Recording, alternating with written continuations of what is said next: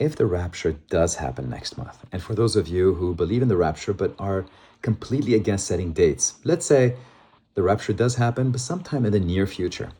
If and when it does happen, we know there's going to be panic, right? People are just vanishing out of the blue. There's definitely going to be panic. My question to you is this.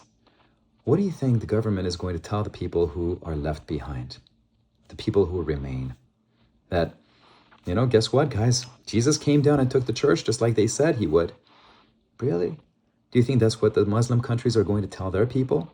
The believers were telling us Jesus would come down. Well, Jesus did. Do you think that Israel is going to broadcast that news? Turns out, the one that Moses and the prophets wrote about in the Torah, who would be the Messiah, turns out that's actually Jesus. Do you think that Tinseltown is going to promote that narrative? I'm going to break that down, and I'm going to tell you what I think may happen. But first and foremost, let's go to the Bible and see what the Bible says is going to happen. 1 Thessalonians 4:16 says, "For the Lord himself will descend from heaven with a shout, with the voice of an archangel, and with the trumpet of God." Trumpet, or the Feast of Trumpet, is going to be on the 23rd or 24th of September. Just putting that out there.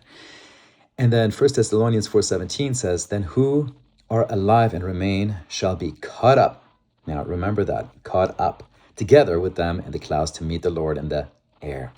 And then 1 Corinthians 15:52 says, "In a moment, in the twinkling of an eye, at the last trumpet," there's that word again, "for the trumpet will sound, and the dead will be raised incorruptible, and we shall be changed." But we also know from Matthew 24:40 through 41 that not everyone will be taken if there's a rapture.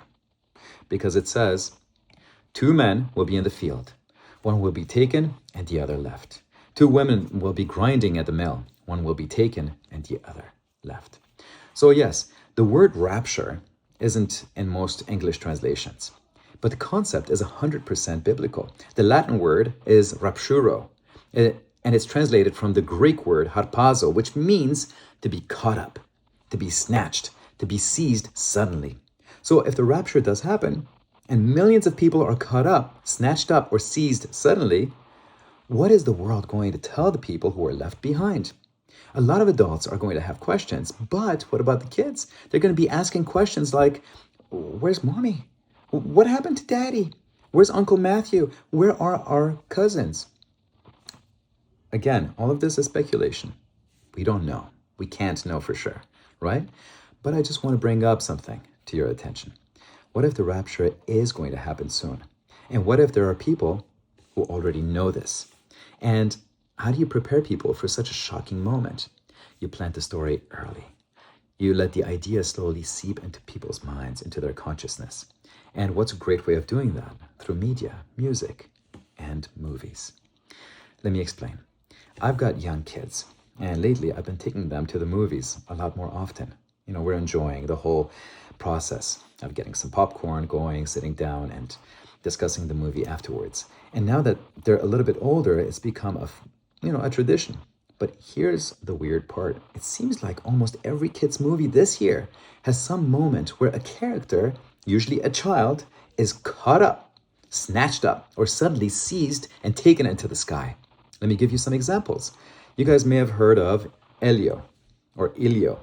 The whole movie is about a kid who accidentally contacts aliens and is suddenly pulled up, caught up, snatched up, seized suddenly into a spaceship. How about Lilo and Stitch? I love that animation, and I even enjoyed the movie that recently came out. It's a classic. But at the end, if you remember, Lilo and Stitch are caught up into a spaceship. How about How to Train Your Dragon? And there's this intense moment where the boy gets tangled into the dragon's tail and is suddenly seized up and taken into the air. Look, I'm not setting dates, and I'm definitely not a conspiracy theorist.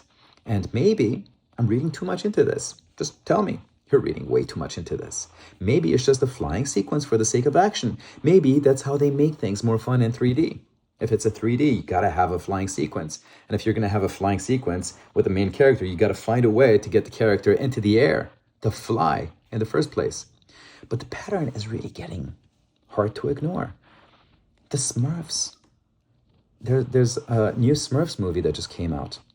And in the new trailer, they get pulled up into the sky by a beam of light. They get pulled up into a spaceship. I mean, don't they usually live in mushrooms? Superman, people get lifted up into the air. Fantastic Four, same thing. Either the threat comes from above or people rise up into the sky. And it's always about some creature or being from above that pulls people upward. So if the rapture does happen, what's the world going to tell people? Hey, sweetie, you remember the Smurfs movie that we went to just recently? They were beamed up too, weren't they? Or remember Lilo and Stitch?